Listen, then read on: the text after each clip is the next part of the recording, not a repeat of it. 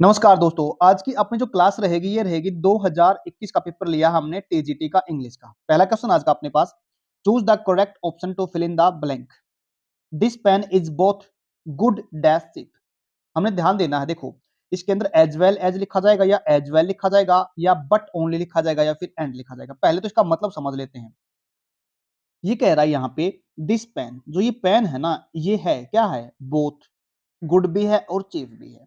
जब हमें कोई दो चीजों को एक जैसा दिखाना पड़े ना, जब दो चीजें एक जैसी जोड़नी पड़ती हैं तो हमारे पास एक कंजंक्शन होता है। जोड़ने के लिए चाहे हम नाउन को जोड़ें या फिर प्रोनाउन को जोड़ने का काम करते हैं या फिर अपने एक सेंटेंस से सेंटेंस को जोड़ने का काम करते हैं। जोड़ने के लिए हम सेंटेंस में यूज करते हैं जब दो बराबर चीजों की बात की जाए। क्या बोला मैंने? जब दो बराबर चीजों की बात की जाए तो हमारे पास एक कंजंक्शन होता है जिसको हम बोलते हैं एंड, या फिर ऐसे कह सकते हैं बोथ के साथ हमारे को एंड कंजंक्शन लिखना पड़ता है। ये हो गया एंड इसका। उम्मीद करता हूं समझ में आ गया होगा। अगर हम बट ओनली लिखे तो ये अधूरा है, क्योंकि ये इससे एक पेयर होता है ये अपने पास, नॉट ओनली बट ऑल्सो के साथ पेयर होता है और ये हम एज ए प्रेपोजिशन दिखाते हैं। ये विशेषता दिखाता है एज वेल। नेक्स्ट क्वेश्चन अपने पास, select the appropriate preposition to fill in the blank. His hut is dash Taj, sorry hotel ताज।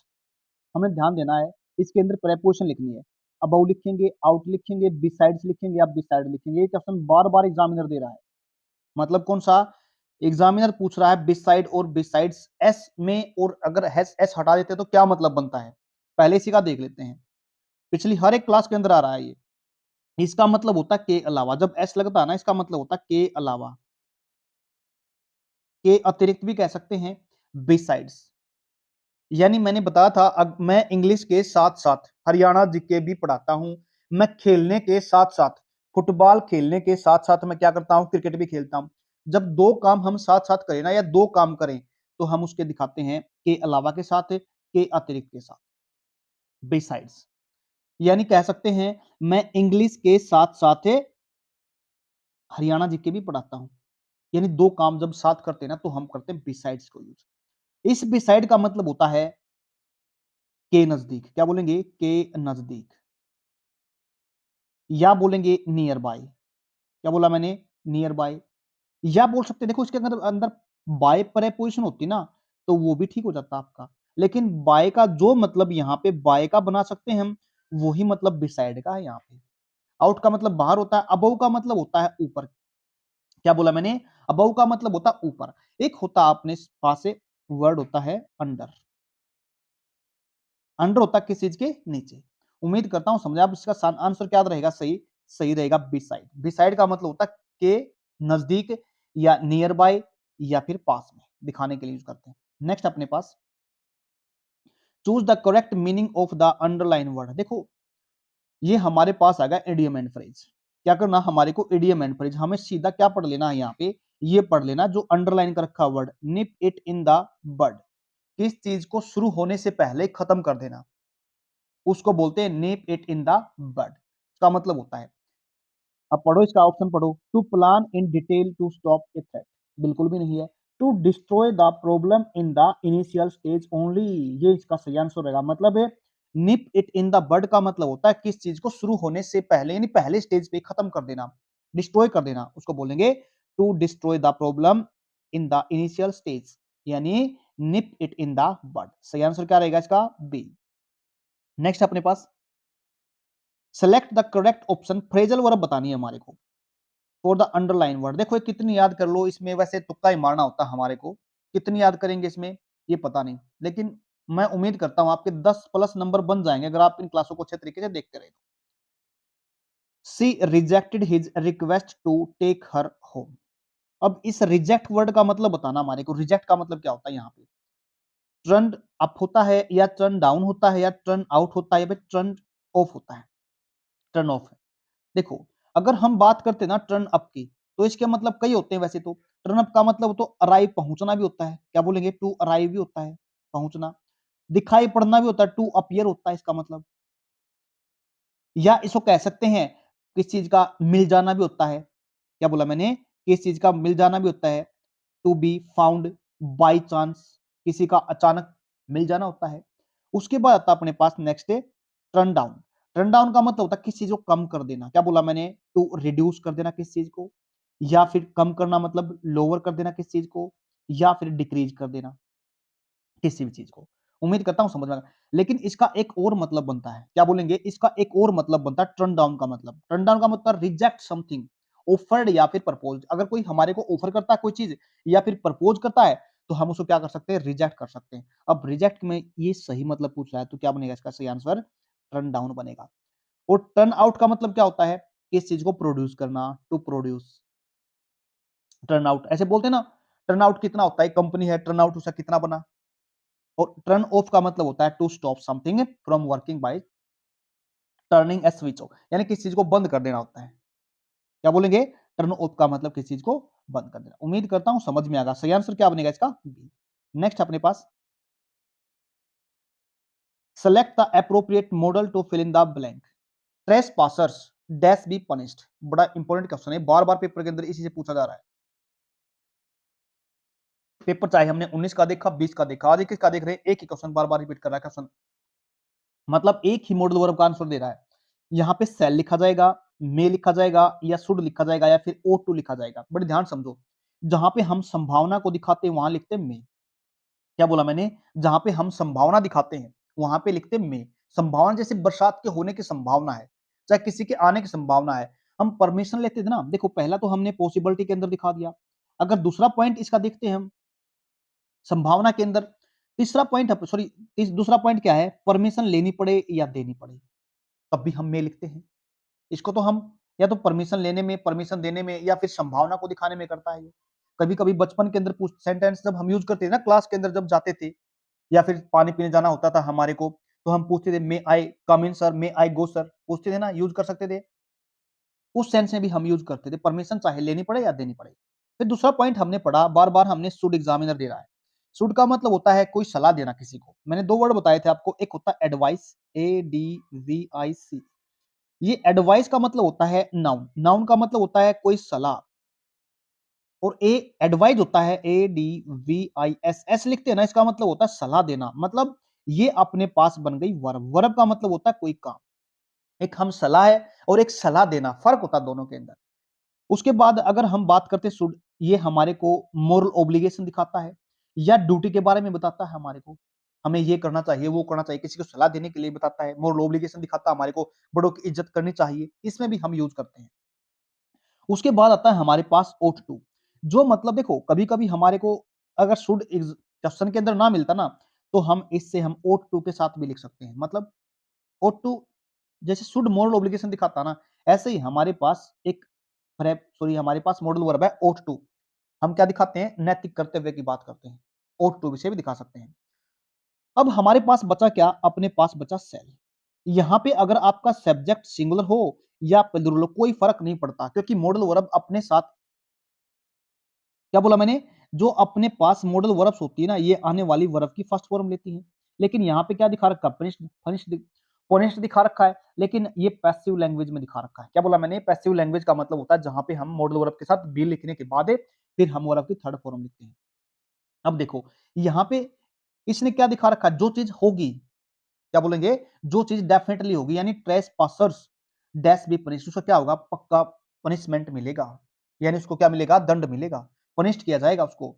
तो हम वहां पे जो चीज फ्यूचर में होने वाली होती है ना, जो डेफिनेटली होती है, निश्चित चीज, श्योर है बिल्कुल, उसके साथ भी हम क्या लिख सकते हैं? सेल लिख सकते हैं। एक और बताई थी मैंने, हम यहाँ पे अगर यहाँ पे विल भी लिख सकते थे, क्या लिख सकते थे?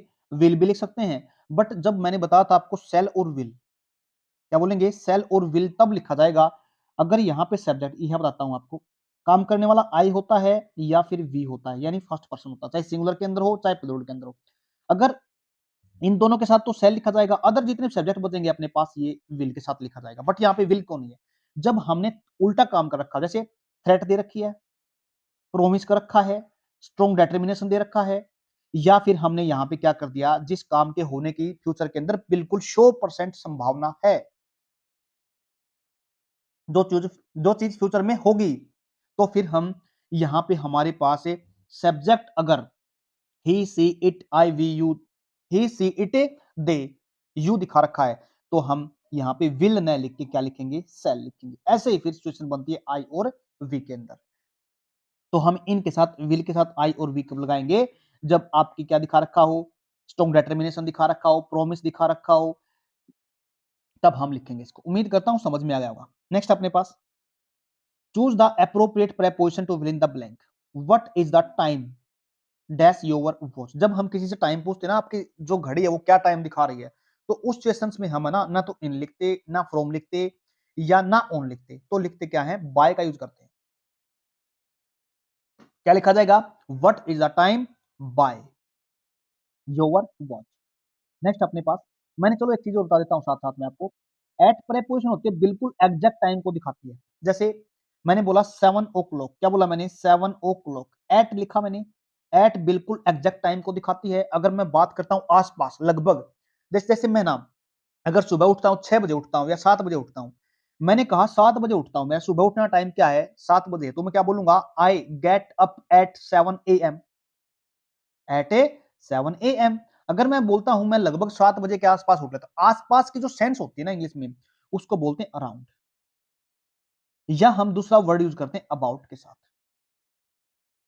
उम्मीद करता हूं समझ में आ गया ये पॉइंट। इसका सही आंसर क्या रहेगा, बाय। नेक्स्ट अपने पास select the correct option phrasal verb. देखो ये फ्रेजल वर्ब है, कितनी याद करेंगे हम, इनको तो कर नहीं सकते, लेकिन जो ग्रामर के पॉइंट है ना हमारे पास, हम उनको तो पूरा का पूरा सीख सकते हैं, क्योंकि बार बार वही आ रहे हैं। अब कितनी फ्रेजल वर्ब याद करेंगे, एक कर ले, दो 10 कर ले, 20 कर ले, लेकिन आपने प्रीवियस ईयर की कर लेनी अच्छे तरीके से। पहला अपने पास cholera has dash in this village, broken out या ब्रोकन डाउन या फिर ब्रोकन अप या फिर ब्रोकन ऑफ। बड़े ध्यान से देखना, ब्रेक आउट का मतलब होता किस चीज का, वोलेंट एस्केप करना, मतलब किस चीज को छोड़ देना होता है। क्या बोला मैंने, किसी चीज को छोड़ देना होता है। जैसे एक ग्रुप होता है ना, जेल के अंदर कुछ बंदे होते हैं, इकट्ठे होते हैं और क्या कर लेते हैं, जेल से भाग जाते हैं, उसको बोलते हैं ब्रेकआउट। क्या बोलेंगे उसको, ब्रेकआउट या ब्रोकन। ये थर्ड फॉर्म यूज करके हैं, क्योंकि हैज हैव के साथ याद रखना, जो अपने पास यहाँ पे हैज है, अगर यहाँ पे अपने पास हैव है, तो उसके ठीक बाद में हम वर्ब की कौन सी फॉर्म लिखते हैं, थर्ड फॉर्म लिखते हैं। अगर इसी को हमने पास्ट टाइम के अंदर लिखना, पास्ट का मतलब जो समय अब नहीं है, तो हम हैज हैव की जगह पे क्या लिखते हैं, हैड लिखते हैं। उम्मीद करता हूं ये पॉइंट आपको समझ में आ गया होगा। अब आगे पढ़ते हैं। क्या बताया, पहला मतलब मैंने ब्रोकआउट का मतलब वोलेंट एस्केप, ग्रुप के द्वारा या कुछ लोगों के द्वारा अचानक से क्या करना, वोलेंटली छूट के भाग जाना। अब दूसरा मतलब क्या होता है, दूसरा मतलब भी इसका ये होता है किस चीज का निकल जाना, हो जाना। मतलब जैसे ये है ना कोलेरा, कोलेरा क्या हो गया, इस गांव के अंदर निकल गया, मतलब निकल गया का मतलब हो गया। ये जो बीमारी है ना ये फैल गई, किसके अंदर, गांव के अंदर। फैल जाना भी होता है इसका मतलब, किसी बीमारी का अचानक से टूट जाना, अचानक से आ जाना, उसको बोलते हैं ब्रेकआउट के साथ। अपने पास नेक्स्ट होता है ब्रोकन डाउन। ब्रोकन डाउन का मतलब होता है किस चीज का फेल हो जाना। क्या बोला मैंने, किस चीज का फेल हो जाना, या फिर स्ट्रेंथ का लूज कर देना, या फिर कई बार ऐसा होता है जब हम इसे और मतलब देखते हैं ना, तो ब्रोकन डाउन का मतलब होता है हम किस चीज को एनालाइज करते हैं। जैसे हमने अपने घर पे कुछ शादी करनी है, कुछ और करना है, और शादी करने के बाद हम एनालाइज करते हैं, भाई हमने इतना पैसा यहाँ पे खर्च किया, इतना पैसा हमने यहाँ पे खर्च किया, इतना पैसा यहाँ पे किया। या फिर हम ऐसे कह सकते हैं, हमारी जो गवर्नमेंट होती है वो बजट के बारे में सोचती है, हमने एक्सपेंडिचर यहाँ पे इतना करना है, अर्निंग यहाँ से इतनी यानी किसी चीज को एनालाइज करना। टू द पॉइंट अगर बात करते हैं तो इसका मतलब होता है एनालाइज करना, ब्रेक डाउन का मतलब। अगर उसके बाद एक और मतलब होता है ब्रोकन अप। ब्रोकन अप का मतलब होता है किसी चीज रिलेशनशिप को एंड कर देना। कई बार सुना है ना हमने अपनी लाइफ के अंदर, उसका तो ब्रेकअप हो गया, उसको बोल सकते हैं किसी रिलेशनशिप को क्या करना, खत्म कर देना। और उसके बाद है अपने पास ब्रोक ऑफ। क्या बोलेंगे, ब्रोक ऑफ। ब्रोक ऑफ का मतलब होता है किस चीज को रोक देना, टू स्टॉप। उम्मीद करता हूं समझे। देखो ब्रोकन अप का मतलब जो है यहाँ पे हम जैसे टू एंड रिलेशन, रिलेशन को खत्म कर देना, ऐसे ही हम मतलब ब्रोकन ऑफ कह सकते हैं, यानी इसका मतलब भी रिलेशन को खत्म करना ही हो सकता है, होता है। इसका सही आंसर क्या बना अपने पास से, सही आंसर बना इसका ए। नेक्स्ट अपने पास choose the part of the sentence which is incorrect. हमने इनकरेक्ट बताना है, the party president made Rakesh a MP candidate for the coming election. समझो पॉइंट को क्या कह रहा है, the party president made Rakesh, क्या बनाया उसने, ए एमपी। बड़े ध्यान से देखना, जब हम सेंटेंस के अंदर ना आर्टिकल लिखते हैं, आर्टिकल मतलब दो आर्टिकल होते हैं अपने पास, एक तो होता है ए और एक होता है एन, ये हो गई, और एक होता है अपने पास द। ये अपने पास डेफिनेट आर्टिकल है द, ये अपने पास इंडेफिनेट आर्टिकल है। ये किसी एक चीज को दिखाते हैं, क्या बोला मैंने, किसी एक चीज को दिखाते हैं। जब अपने पास सेंटेंस के अंदर, ध्यान रखना ये बता देता हूं मैं, किसी एक चीज के सेंस होने की बताता है। अगर हम एन लिखेंगे ना, ए एन, तो अपने पास वहां पे वोवल की साउंड होती है। वोवल हमने पढ़े हैं ना इंग्लिश के अंदर, ए, ई, आई, ओ, यू, ये अपने पास क्या होते हैं, वोवल होते हैं। इन ये होना जरूरी नहीं है आपका, वोवल का होना जरूरी नहीं है, लेकिन साउंड का होना जरूरी है। साउंड का मतलब आवाज उस वर्ड की जिससे पहले ये लगे हैं। जैसे अपने पास क्या है, एमपी है ना, एमपी, तो आवाज कहां से आ रही है, ऐसे आ रही है ना, ए का मतलब ए से आ रही है, एमपी। तो हमने याद रखना है जहां पे साउंड अपनी वोवल की आती है, तो वहां पे ए नहीं रखा जाता, वहां पे रखा जाता एन। जैसे क्या बोलेगा, N M P, M L L A, M A, I A S A, पढ़ते ना इनको, ये आप याद रखेगा। दूसरा पॉइंट एक और बताता हूं मैं साथ साथ में यहाँ पे, जब हमारे पास, मैंने क्या बोला, आवाज, आवाज का होना जरूरी है। कई बार ऐसे वर्ड अपने पास आपको जो तंग करेंगे, सिर्फ दो वर्ड बताता हूं आपको, एक अपने पास यू और एक अपने पास है ओ। कहने को तो दोनों क्या है, वोवल है ना, लेकिन इनकी कभी कभी साउंड है ना, जो आवाज है ना, वो एज एक कॉन्सोनेंट आती है। मतलब देखो, हमने लिखा यूनिट, हमने लिखा वन, कई बार आता है वन आइड मैन, ये यूनिट है ना अपने पास। आवाज देखो, अपने पास किसको दिखा रखा है, नहीं, अपने पास ले रखा वोवल को, लेकिन साउंड कहां से आ रही है, क्या लगता नहीं है आपको, साउंड ये से आ रही है ना। ऐसे ही होता है अपने पास यूनियन होता है, कुछ वर्ड होते हैं, यूनियन होता है, यूनिवर्सिटी होता है, यूरोपियन होता है। देखो, यूरोपियन वैसे तो E U R O P E N, अपने पास वोवल है ना, आवाज किसकी दे रहा है, ये की दे रहा है, ये आवाज को चेक कर लेना बस। एक अपने पास यूनिट की आवाज चेक परेशान करेगी आपको, दूसरा वन की। यहाँ पे क्या है, ये है तो अपने पास वोवल, बट आवाज किसकी दे रहा है, वह की दे रहा है। किसकी दे रहा है, वह की। वह का मतलब कॉन्सोनेंट को दिखा रहा है। अगर कॉन्सोनेंट को दिखाएगा तो हम यहाँ पे an article, sorry a N नहीं लिखकर क्या लिखेंगे, ए लिखेंगे। उम्मीद करता हूं समझ में आ गया होगा। और जहां पे स्पेसिफाई चीजों को किया जाता है, वहां पे आर्टिकल दा को लिखते हैं, चाहे कोई यूनिक चीज है या किसी चीज को स्पेसिफाई किया जा रहा है। इसका जो सही आंसर बनेगा अपने पास, सही आंसर क्या बनेगा अपने पास से, यानी हमने क्या पढ़ा, यानी सी के अंदर, यानी एन एम पी आएगा अपने पास। सी आंसर यहाँ पे क्या, ये रहा। नेक्स्ट अपने पास, choose the part of the sentence which is incorrect. गलत कौन सा है इसके अंदर, he did not keep his words to pick him up with W T P. अब बड़े ध्यान से समझना, क्वेश्चन थोड़ा और जाने का आपको, बट थोड़ा देखो इसको। he did not keep his words, ये अपने पास ये वर्ड शब्द है ना, ये आपको बदल करेगा। वैसे तो आप देखो, अपने पास वर्ड होता है शब्द, क्या बोलेंगे, वर्ड का मतलब होता है शब्द, और जब एक से ज्यादा को बनाएंगे तो प्लूरल वाले वर्ड्स बन जाता है। लेकिन एक से ज्यादा शब्दों की बात करें तो वर्ड्स बनेगा। लेकिन हमें अगर इस वर्ड, एक सिंगल वर्ड का मतलब क्या होता है, इसका मतलब जुबान होता है। क्या बोलेंगे, जुबान, वचन देना किसी को, जैसे बोलते हैं ना कई बार, यार मैंने उसको जुबान दे रखी है अपनी, वचन दे रखा है, मतलब मैं अपने वचन से, मतलब अपनी जुबान से मुंह को छोड़ा सकता हूं। तो यही सेंस है यहाँ पे। तो ही did not keep his words, यानी वो अपने शब्दों पे नहीं रहा, अपनी जुबान पे नहीं रहा। तो यहाँ पे वर्ड्स न रह गए, क्या बनेगा, यहाँ पे वर्ड बन जाएगा। क्या बनेगा, वर्ड बन जाएगा। उम्मीद करता हूं समझ में आ गया ये भी पॉइंट आपको। एरर किसके अंदर, बी पार्ट के अंदर एरर है, ये अपने पास बी रहा। एक और चीज बताऊं साथ साथ में, अपने ध्यान से देख लेना। कई बार एरर एग्जामिनर यहाँ पे अपने पास क्या दिखा रखा, डिड दिखा रखा है। अगर अपने पास सेंटेंस के अंदर डिड या फिर डज दिखाई दे, क्या बोला मैंने, डू डज डिड, यहाँ पे डज हो गया, डिड हो गया और डू हो गया। इनके साथ आने वाली वर्ब होती है ना, वो हमेशा याद रखना फर्स्ट फॉर्म में लिखी जाती है। इस पॉइंट को ध्यान रखना। नेक्स्ट अपने पास, चूज द करेक्ट टेंस बताना, हमारे क्या बताना है, टेंस बताना from the fill in the blanks in the following. I had consulted my lawyer before I dash the complaint. बड़े ध्यान से देखो एक बात, थोड़ा अगर आप सेंस को समझ पा रहे हो ना, आई हैड कंसल्टेड माय लॉयर, मैंने अपने लॉयर से क्या किया, कंसल्ट किया ना, काम पहले हो गया ना, बिल्कुल हो गया। उसके बाद ही कंप्लेंट की ना, कंप्लेंट पहले या बाद में, देखो हम पढ़ते हैं पास्ट टाइम के अंदर, मतलब वर्ब की सेकंड फॉर्म के अंदर।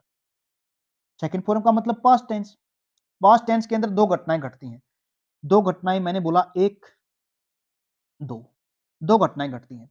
अगर कभी कभी सेंटेंस के अंदर दो घटनाएं आपकी एक साथ दिखाई पड़े, मतलब दो काम दिखाई पड़े ना, उसमें से याद रखना एक काम पहले हुआ होगा, एक काम बाद में। पास्ट की दो घटनाएं दिखा रखे हैं सेंटेंस के अंदर, एक काम पहले हुआ होगा, एक काम बाद में हुआ होगा, मतलब दोनों पास्ट में दिखा रखे हैं, लेकिन दोनों कामों में से बैक टू बैक हो रहे हैं, एक पहले हुआ एक बाद में। याद रखना, अगर आपका काम पहले हो गया, क्या बोला मैंने, अगर आपका काम पहले हो गया तो उसको दिखाते हैं हेड प्लस में वर्ब की थर्ड फॉर्म के साथ। अगर ठीक उसके बाद में हुआ तो उसको केवल और केवल वर्ब की सेकंड फॉर्म के साथ दिखाया जाता है। देखो, आई हैड कंसल्टेड माय लॉयर, मैंने कंसल्ट तो पहले किया और कंप्लेंट बाद में की। समझ में आया ना, कंप्लेंट बाद में की। अब दोनों काम आ गए अपने पास में, पहले तो ये काम हुआ तो हेड प्लस थर्ड फॉर्म लिख दिया, अब दूसरा काम क्या, बाद में काम कौन सा हुआ, ये हुआ। अब क्या लिखना, वर्ब की सेकंड फॉर्म, केवल और केवल वर्ब की सेकंड फॉर्म लिखनी है हमने। सेकंड फॉर्म कहां पे है अपने पास, ये हेड है, नहीं लिखी जाएगी। डिड है, डिड के साथ लोग तो आएगा नहीं ना, वर्ब की सेकंड फॉर्म कैसे लिख सकते हैं, अभी भी पिछले सेंटेंस में बताई मैंने, लोग नहीं आएगा, प्रेजेंट टाइम को दिखाती है अपने पास सिर्फ यही ऑप्शन। ऑप्शन भी चेक कर सकते हो आप, वैसे तो हेड तो नहीं लिखेंगे। ये डिड के साथ सेकंड फॉर्म क्या कर रही है, कुछ नहीं कर रही, काट दो इसको भी। उसके बाद लोग वर्ब की फर्स्ट फॉर्म या वर्ब की fifth form, first form verb की फिफ्थ फॉर्म कई बार बता चुका हूं। ये ऐसे कामों को दिखाती है जो आपके रूटीन के अंदर होते हैं, जो हमेशा होते हैं, डेली होते हैं, या फिर ऑलवेज होते हैं। इन कामों को दिखाने के लिए वर्ब की कौन सी फॉर्म, वर्ब की फर्स्ट या फिफ्थ यूज करते हैं। उम्मीद करता हूं समझ में आ गया होगा। यहाँ पे ना बिफोर वर्ड दिखा रखा है, यहाँ पे बिफोर, इसके बाद इसकी जगह पे वहन भी हो सकता है, वहन। नेक्स्ट अपने पास, choose the appropriate modal, fill in the blanks. He dash listen to the stories of his grandma before he slept. कितना कमाल का क्वेश्चन दे रखा है एग्जामिनर ने, मस्त मजा आया सुन के। आपने देखते ही क्या सोचा, पास्ट हैबिट, पास्ट हैबिट में आपने पता क्या पढ़ा होगा, हम पास्ट हैबिट को दिखाने के लिए सेंटेंस में हम लिखते हैं यूज टू, पढ़ा ना, ये यूज टू दिखाते हैं पास्ट हैबिट को दिखाने के लिए। लेकिन आप तो पजल हो गए, ये तो है ही नहीं ऑप्शन के अंदर, तो अब क्या दिमाग करेगा आपका ये। सेल पास्ट में, क्या बोला मैंने, सेल क्या पास्ट के अंदर लिख सकते हैं, सेल को पास्ट में नहीं लिख सकते, क्योंकि सेल तो हम कहाँ लिखते हैं फ्यूचर टाइम को दिखाने के लिखते हैं, जहां पे कमांड दिखानी पड़े, परमिशन दिखा, सॉरी कमांड को दिखाया जाए, थ्रेट को दिखाया, डिटरमिनेशन को दिखाया जाए, या पास्ट फ्यूचर के टाइम के अंदर तुरंत कोई बहुत जरूरी काम होगा, आज क्लास में पढ़ाया मैंने, उसको दिखाया जाए तो उसको लिखेंगे। माइट संभावना को दिखाता है, क्या बोलेंगे, माइट संभावना को दिखाता है, जो नाम मात्र संभावना होती है। उसके बाद कुड दिखाता है किसी ऐसे काम को जो हम कर सकते थे, मतलब अगर मैं पढ़ा सकता हूं प्रेजेंट टाइम के अंदर, मैं पढ़ा सकता था, अब पढ़ाना छोड़ दिया मैंने, मान लेते हैं पढ़ाना छोड़ दिया, मैं कुछ टाइम के बाद सोचूंगा यार मैं पढ़ा सकता था, लेकिन अब नहीं, क्यों, क्योंकि आदत छूट गई, पढ़ाया नहीं जाता। तो ऐसे बोलेंगे जब हम पास्ट की हैबिट को दिखाते हैं तो कुड के साथ, सॉरी पास्ट की हैबिट नहीं, जो काम हम कर सकते थे पास्ट में, कैपेसिटी को दिखाता, पावर को दिखाता है। या फिर किसी से हमने कोई चीज लेनी पड़े पोलाइटनेस के अंदर, could I take your mobile, पूछते हैं ना हम पोलाइटनेस में, क्या मैं आपका मोबाइल ले सकता हूँ, क्या मैं आपका टाइम ले सकता हूँ, हम कुड के साथ लिखते हैं। ये बचा हमारे पास वुड, क्या बचा अपने पास, वुड। वुड ऐसे काम को दिखाता है जो हमने पास्ट में किया करते थे। याद करना, यूज टू को न लिख के हम वुड को भी लिख सकते हैं, या फिर ऐसे कह सकते हैं, अगर हमें कोई काम पास्ट टाइम के अंदर किया करते थे तो हम यूज टू के साथ लिख सकते हैं। अगर काम बार बार रिपीट हो रहा है, बार बार हम कोई काम को दिखा रहे हैं ना, एक काम पहले जैसे मैं सुबह उठा करता था, फिर उसके बाद मैं नहाया करता था, उसके बाद मैं एक्सरसाइज किया करता था, जो काम हम अपने करते थे, एक बार तो हमने यूज टू लिखना है, और बार बार दिखाने के लिए हमने वुड को लिखना है। एक बार तो हमने यूज टू दिखा दिया और उसके बाद हमने वुड दिखाना है। उम्मीद करता हूं समझ में आ गया होगा। पास्ट हैबिट को दिखाने के लिए अपने पास दो शब्द हैं, यूज टू है और वुड है। नेक्स्ट अपने पास, to choose the meaning of the underline word. Underline बताना है हमारे को, अभी ये फिर से आ गई क्या आपने, इडियम आ गई, इडियम का मतलब कोई कहावत आ गई, मुहावरा आ गया। Break the ice, sorry broke the ice by introducing the stranger to each other. जब भी हम बात करते ना किसी मीटिंग की, क्या बोला मैंने, बात करते ना किसी मीटिंग की, या कहीं बैठे आराम से सब चुपचाप बैठे, बड़े ध्यान समझना, आराम से सब चुपचाप बैठे, कोई कुछ नहीं बोल रहा, सिर्फ माहौल कैसा बिल्कुल शांत दिखा रखा है, क्या बोला, शांत दिखा रखा है। कोई चाहता है कोई कुछ बोले, क्या बोलते हैं, कोई कुछ बोले, लेकिन अचानक से कोई एकदम बोल पड़ता है, क्या बोलता है, कोई अचानक बोल देता है। तो इसका मतलब क्या बना, एकदम से अचानक जब शुरू होती है ना कोई चीज, इसका मतलब होता है चुप्पी तोड़ना। क्या बोलते हैं, अचानक से किसी चीज को शुरू करना होता है चुप्पी तोड़ना, यानी बोलना शुरू कर देना। To make people relax with each other. या फिर हम कह सकते हैं to make people perplexed with each other, perplex नहीं हो सकता ना। या टू सर्व वेलकम ड्रिंक, बिल्कुल भी नहीं। To start game of puzzle, puzzle का गेम थोड़ा शुरू करना होता है। To make people relax with each other, जब हम बोलते हैं ना तो लोगों को क्या होता है, लोगों को ये लगता है भाई ओह बात शुरू हो गई। क्या बोला मैंने, बात शुरू हो गई। बात शुरू होने का मतलब सब सोचते हैं भाई चलो ठीक हो गया, अब हम रिलैक्स हैं, मैटर शुरू हो गया। नेक्स्ट है अपने पास question, choose the correct option of the following, one who waste a lot of money. बड़े ध्यान से समझना, जबरदस्त क्वेश्चन है ये भी। क्या बोला मैंने, जो बहुत ज्यादा पैसे को उड़ाता है उसको क्या बोलते हैं, फ्रैगल बोलते हैं, रेकुलस बोलते हैं, या प्रोडिगल बोलते हैं, या फिर रेटिसेंट बोलते हैं। देखो सबसे पहले जो अपना ज्यादा पैसा उड़ाता है ना, जो सब पैसा ज्यादा वेस्ट करता है उसको बोलते हैं हमें प्रोडिगल। क्या बोलते हैं उसको, प्रोडिगल। प्रोडिगल जैसे अपने पास शब्द बताता हूं, सैनोनियम जिसको हम बोलते हैं, स्पेंड थ्रिफ्ट होता है। क्या बोलते हैं, स्पेंड थ्रिफ्ट, यहां लिख देता हूं, स्पेंड थ्रिफ्ट। याद रखना थ्रिफ्ट लिखा मैंने, क्या लिखा मैंने, थ्रिफ्ट लिखा, यहां पे याद रख लेना। क्या बोला, स्पेंड थ्रिफ्ट। एक होता थ्रिफ्टी, उल्टा होता है इसका, थ्रिफ्टी ओनली। ये स्पेंड थ्रिफ्ट है, वो है थ्रिफ्टी, THRIFTY, थ्रिफ्टी, जो कम खर्च करता है, पैसे को बड़े ध्यान से यूज करता है। आगे देखो, एक होता है जो पैसे वेस्ट करता है उसको प्रोडिगल बोलते हैं, या स्पेंड थ्रिफ्ट बोलते हैं, या उसको हम एक और वर्ड एक्स्ट्रा वेजेंट, क्या बोलेंगे, एक्स्ट्रा वेजेंट, याद कर लेना एक्स्ट्रा, यहां लिख देता हूं GANT, GANT sorry GANT, extravagant. फिर अपने पास प्रोडिगल पढ़ा हमने, स्पेंड थ्रिफ्ट पढ़ा, एक होता है अपने पास प्रोफिटिगेट। क्या बोला, प्रोफिलिगेट। अपने पास क्या आया, तीन चार शब्द आ गए, स्पेंड थ्रिफ्ट, एक्स्ट्रावेजेंट, प्रोफिलिगेट, या फिर प्रोडिगल। सभी मतलब एक, जो पैसा एक ज्यादा क्या करता है, खर्च करता है। अब हम पढ़ते हैं फ्रैगल। क्या बोलते हैं, फ्रैगल। फ्रैगल का मतलब होता है जो बहुत ही कम, इसका उल्टा बोलते हैं, क्या बोलते हैं, इसको उल्टा हो गया। फ्रैगल का मतलब होता है जो बहुत ही कम पैसे को देख देख के बचता है ना, जिसको कंजूस तो कह सकते हैं, जो बिल्कुल है ना, जहां पे जरूरत होती है ना, हो सकता कभी कभी तो वहां भी यूज नहीं करता हो, तो क्या बोलते हैं इसको, फ्रैगल होते हैं, जो बहुत ही कम, इकोनॉमिकल बोलते हैं इसको, क्या बोलते हैं, इकोनॉमिकल। या दूसरा वर्ड क्या बताया था मैंने, थ्रिफ्टी बताया था। या फिर जो पैसे को बचाता है उसको क्या बोलते हैं, सेवर भी बोल सकते हैं उसको। उम्मीद करता हूं ये भी पॉइंट आपको समझ में आएगा। उसके बाद आता है अपने पास एक रेकुलस यूज। क्या होता है, रेकुलस यूज वर्ड जो आता है, जो एकांतवादी होता है। एकांतवादी का मतलब होता है जो किसी में देखो अपना काम करेगा तो बिल्कुल एक एकांत, अकेले रहना जो पसंद करता है, अकेला रहना पसंद करता है, अकेला खाना पीना पसंद करता है, अकेला किसी काम पे रहना पसंद करता है, उसको बोलते हैं रेकुलस। तीसरा वर्ड एक वर्ड आता है अपने पास, रेटिसेंट। क्या बोलते हैं, रेटिसेंट। रेटिसेंट का मतलब क्या होता है, जो बिल्कुल ही कम बोलता है, अल्पभाषी जिसको हम बोलते हैं, क्या बोलेंगे, अल्पभाषी, जिसके लिए हम शब्द यूज कर सकते हैं। उम्मीद करता हूं समझ आए, तो इसका सही आंसर क्या रहेगा, प्रोडिगल। नेक्स्ट अपने पास, choose the correct tense of the filling the blanks. बड़े ध्यान से देखिए, ये तुम्हारी अंडरस्टैंडिंग पर डिपेंड करता है ये क्वेश्चन। जो म्यूनिसिपैलिटी हैज डिसाइडेड टू, ये अपने पास टू वर्ड है ना, ये बड़ा खतरनाक है। मतलब ये एक प्रेपोजिशन है, क्या मान लेंगे, प्रेपोजिशन। और प्रेपोजिशन के ठीक बाद में अगर कोई वर्ब दिखाई जाए ना, वर्ब, क्या बोला मैंने, वर्ब दिखाई जाए, तो वो अपने पास वर्ब की फर्स्ट फॉर्म के साथ क्या लेती है, आईएनजी लेती है।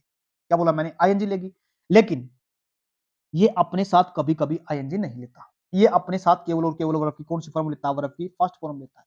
अब आप क्वेश्चन चेक कर लो, बस ऑप्शन चेक कर लो, इसके पास चल जाएगा आपको। ही डिसाइडेड टू, इसने टू लिखा ना, यहाँ पे टू के साथ हम डिड लिख सकते हैं, ये कौन सी वर्ब की, डू डिड डन लिख सकते हैं। बताया था ना मैंने, वर्ब की फर्स्ट फॉर्म लिखनी है, तो डिड कौन सी होगी, वर्ब की सेकंड फॉर्म होगी, तो नहीं लिख सकती।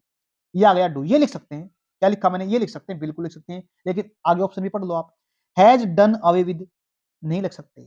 क्या बोला मैंने, हैज डन अवे नहीं लिख सकते। क्यों नहीं लिख सकते, क्योंकि हमने अगर टू के साथ ना हैज हैव लिखा ना, हैज लिख दिया, हैव लिखा, या फिर पास्ट में हैड लिखा, अगर इस ऐसे लिखा ना हमने, टू के साथ लिखा ना हमने हैज हैव हैड को, तो हमने इसके बाद वर्ब की फर्स्ट फॉर्म लिखनी पड़ेगी। इसका मतलब क्या हो गया, जब हम कोई काम मजबूरी में करते हैं, मेरे को स्कूल जाना पड़ता है, थोड़े बच्चे होते हैं ना स्कूल जाते नहीं, उनको जाना पड़ता है, they have to go to school, वो काम करके खुश नहीं होते स्कूल का, तो उनको काम करना पड़ता है। जहां पे मजबूरी को दिखाया जाए, कंपल्सन को दिखाया जाए, तो हम क्या करेंगे, हैज हैव पास्ट में हेड को दिखाने के लिए वर्ब की फर्स्ट फॉर्म को लिखते हैं।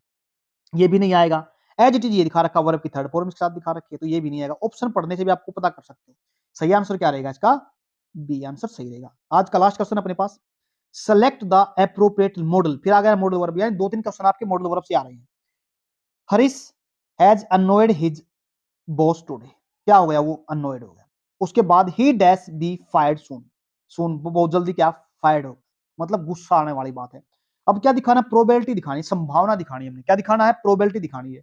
कैन किसकी दिखा सकते हैं, कैपेसिटी दिखाते हैं। वुड मैंने बता दिया कई सेंस के अंदर, विल की पास्ट फॉर्म भी है। जब हम स्पीच पढ़ते हैं ना, रिपोर्टेड स्पीच डायरेक्ट इनडायरेक्ट के अंदर, तो हम सेल की जगह पे, सॉरी वुड की जगह पे क्या लिखते हैं, सेल की या विल की जगह पे वुड लिखते हैं। ओट्स टू मैंने बताया मॉडल ऑब्लिगेशन दिखाता है, कैन दिखाता है पावर को या कैपेसिटी को, या फिर परमिशन लेनी पड़े या परमिशन देनी पड़े। मैं एक टॉपिक कराऊंगा आपको, मॉडल वर्क का कंप्लीट टॉपिक कराऊंगा, चिंता करने की जरूरत नहीं, अच्छे तरीके से कराएंगे। इसके अंदर अगर संभावना दिखाई जाए तो ये रही संभावना आपकी मे के साथ।